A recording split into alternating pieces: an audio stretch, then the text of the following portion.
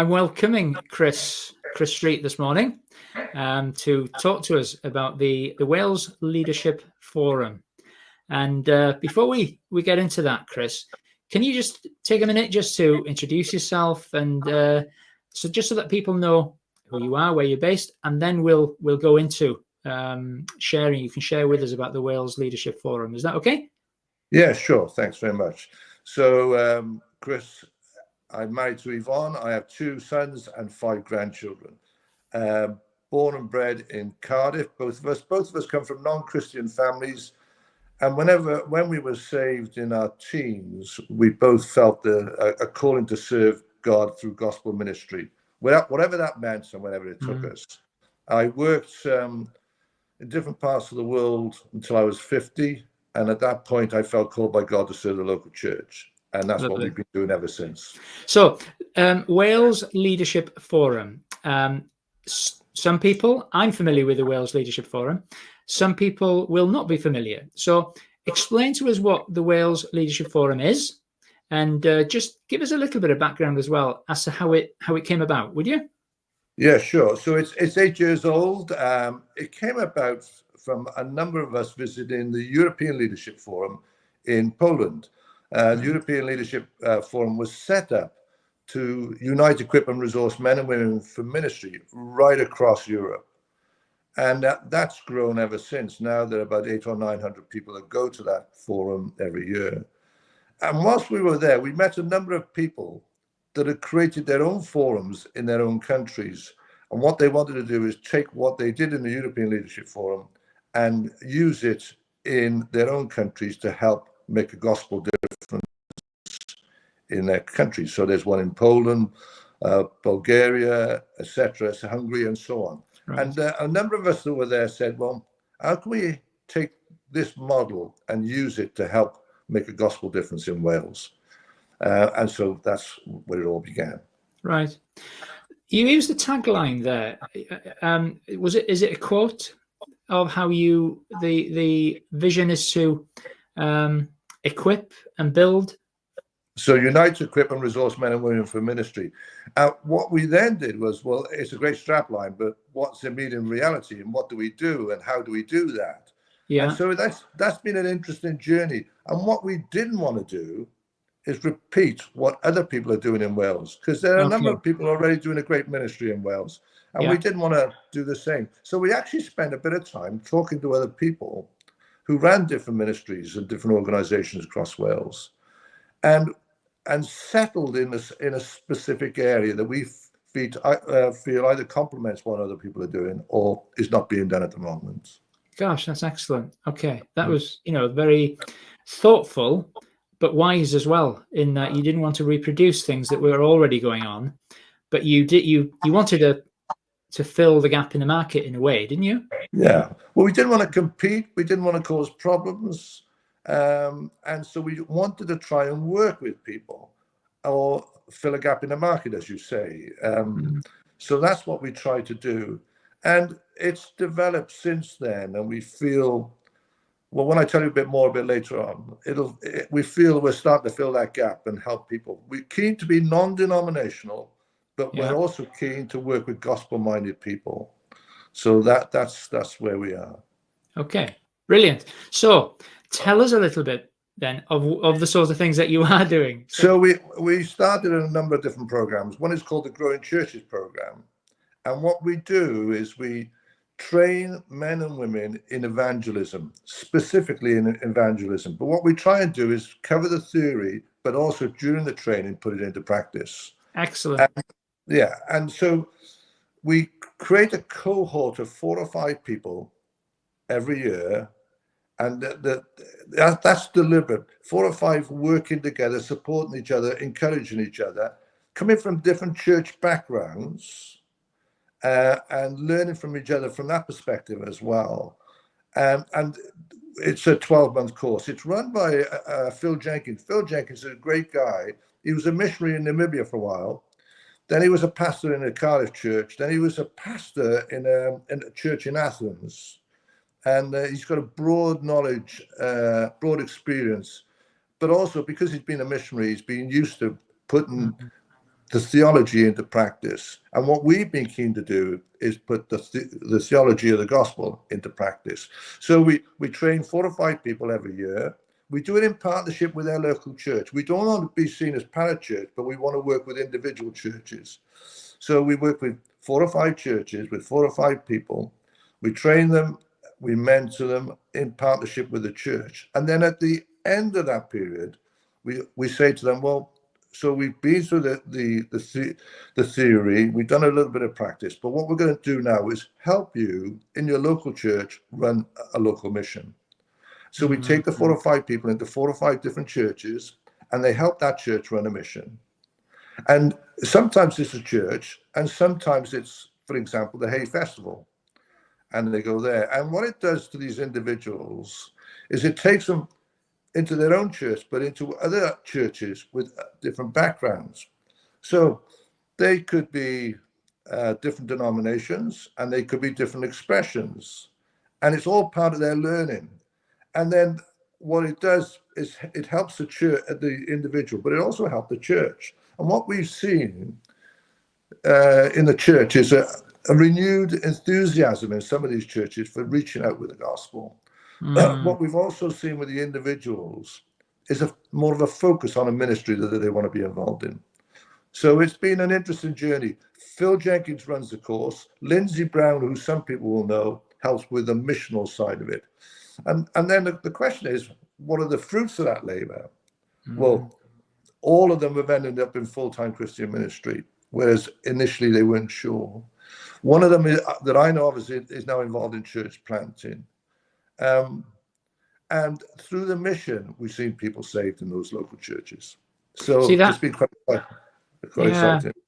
You know, as far as I'm concerned, personally, we could end this conversation now, because I'm already excited, because I've got a heart for mission. I've got a heart for, you know, going out and going on the streets. So, but for the sake of other people, I think we need to carry on the conversation so we can hear it. We can hear a bit more. But can I just ask you? So when you say 12 months, when does that start? When does it finish? And it's September. The other thing we do with the church, often these churches we want to see them do it on a full-time basis during that 12 months. Often those churches can't afford to pay them. So what we do is we match fund with the local church up to £8,000. So we fundraise to support that activity. And then that person will get at least £16,000, and it keeps them in full-time Christian ministry for 12 months. And often that's the route to helping them work out their future. Brilliant. I love that. I love that. The equipping and, you know, the backing as well. So excellent. What else are you up to as a forum? So if you think about that, that's focused on evangelism. But we also run a leadership network. We're conscious of the fact, a leadership network for pastors. We're conscious of the fact that being a pastor in this day and age is not an easy job for a lot of them. Yeah. So what we do, again, we create a cohort of 4 or 5 people from different expressions, from different denominations, and we make them into a cohort, and we teach them 2 things: well-being, helping them survive in the role that they're doing, and leadership, helping them, giving them leadership skills. But because they're 4 or 5 pastors, they tend to stick together afterwards, because they become a confidential group who support each other. So we train them in well-being. We train them in leadership. That comes from the book of Proverbs. The book of Proverbs is used, and it's run by Jeff Creswell.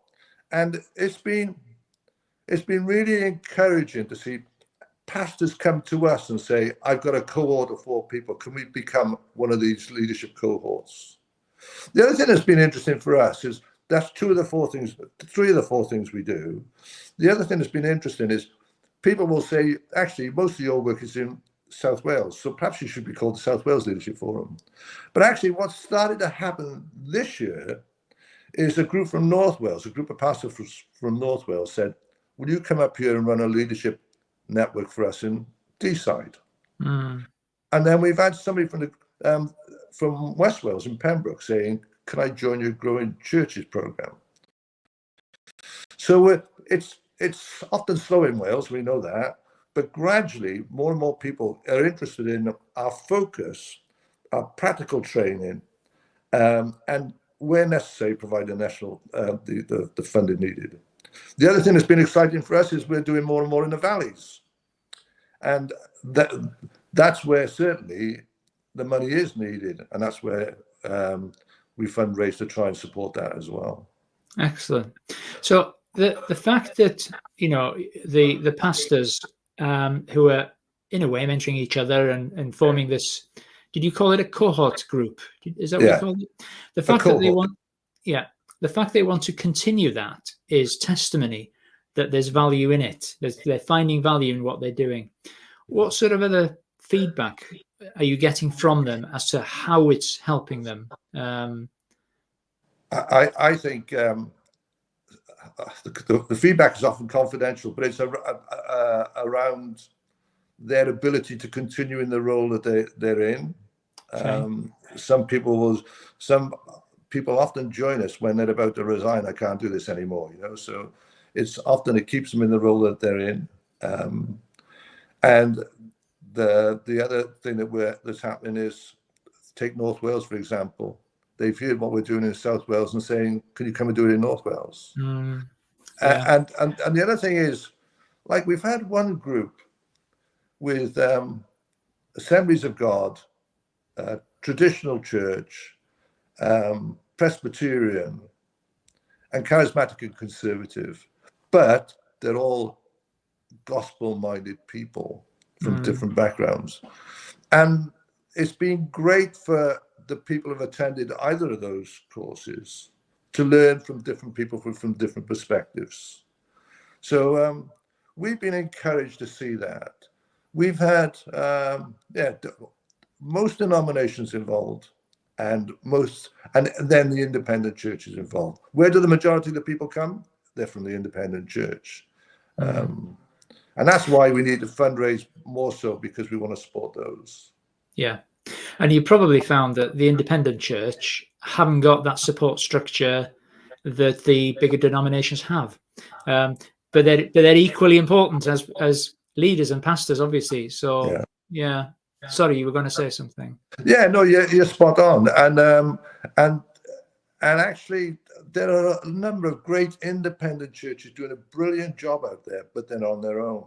And then when we meet with different church leaders from denominations, often they can get funding from their own denominations, where the independent churches struggle with that. Or can struggle with that. Okay. Is there anything else that you're involved in? Okay, there's three. I've told you about three things. Growing Churches Program 1, mission support 2, that supports the Growing Churches Program and the church, the Leadership Network. Okay. Then we've had a heart for working to ensure that every town and village in Wales has a gospel witness. Okay. And then the realization we can't do it on our own. So between the trustees of the Wales Leadership Forum, we identified and wrote to 18 church leaders that run either a new expression of an organization or a denomination. And we wrote to them and said, would you consider meeting with us to discuss how we can work together for the sake of the gospel in Wales? And we wrote to 18 people at the time, and the group's now grown to 21 because we missed a few. And all 18 said yes, and all 18 turned up. And it was just unbelievable. The word, this is historical, it's never happened before. And so it was quite humbling, actually, to see them all in a room together, and the willingness to work together for the sake of the gospel in Wales.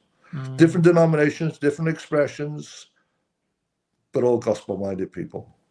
Excellent. So and then we support all of that with an annual conference, which is coming up soon. Okay, I want to ask you about that in a minute, but I was just thinking how, when you see, as you're sharing, I'm thinking, you're sharing the fruit that you're seeing as a forum, and how encouraging it is that when you experience that fruit and see the fruit and the benefits and everything that comes from it, how it gives you confidence and encourages you that God is in this, and which then takes you back to, we heard God. This is the way He was leading us, because this is coming together. It's producing fruit, benefits, support, etc. So it's really, really encouraging to see the fruit that's coming out of this, Chris. Yeah, really. It's quite humbling for us who organise these things. Quite exciting. We fundraise for the ministries. We don't use the money ourselves. It all goes into the ministries, and we spend about 50,000 a year. Most of it going on the Growing Churches program, and we've been doing this for 4 or 5 years now. And guess what? The money's coming every year, and that's God. That's God. Excellent. That's God. Yeah. So before we move on to the conference, because I know that there is a conference coming up, before we go on to that, is there anything else that you want to share regarding, the structure, the what you do, and anything else before we look at the conference? Well, the whole structure is built more or less around volunteers. So when you see a website, a newsletter, social media, finance, trainers, it's all built around volunteers, really. And we always need volunteers to help us in different activities. Social media is become big in the world in general. And what we're looking for is some people to help us with videoing, help us manage finance and things like that. We're a volunteer-based organization looking for more volunteers to help us do what we do for the sake of the gospel. Excellent. What I'll do, obviously, I'll put some details in the description so that if the stuff that you're talking about resonates with people and they want to get in touch with you, the details will be there. Okay. Right. Thank you. So, Chris, conference. It's conference time. Okay. You have a conference, a Wales Leadership Forum conference coming up, and if I'm right, it's in about a month or so, isn't it? 4 weeks or so. There's 3 aspects to that. There's a women's conference on the 27th of September, and there's information on that on the website. And if you sign up for our newsletter, there's no commitment, but what you do is you get regular updates on what we're doing. So the women's event is the 27th of September in a local hotel. So you can either attend in person or it'll be streamed online. And then on the 4th and 5th of October is the conference. And the 4th is an interview night. Sorry, that's a Friday evening, I believe, isn't it? The 4th? Friday evening from 7 o'clock to 9:30. Yeah. The conference is called Winning Wales for the Gospel. And I talked to you about earlier on about how we were working with different church leaders from different backgrounds. Well, we've asked a number of those church leaders to come and share their stories from their own denomination or their own new expression. So there will be leaders from different church backgrounds. There will be people from County Cymru, the church planting organisation that's been set up recently. There will be somebody who leads the Presbyterian movement. And a variety of others will join us Friday night, and then another group of people on Saturday. New Wine Cymru is another one that's joining us.